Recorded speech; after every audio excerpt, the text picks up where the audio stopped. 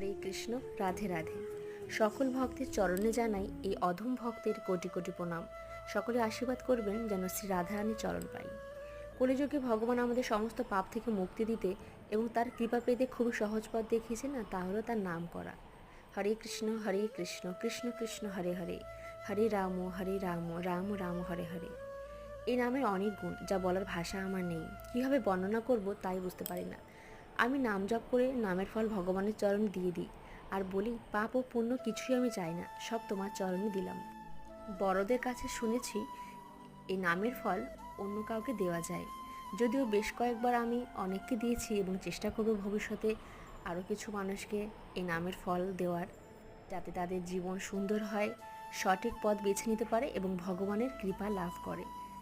সবাইকে জানাই আমার তরফ থেকে অনেক অনেক ভালোবাসা এবং অনেক শুভেচ্ছা। হরে কৃষ্ণ, রাধে রাধে। হরে কৃষ্ণ, রাধে।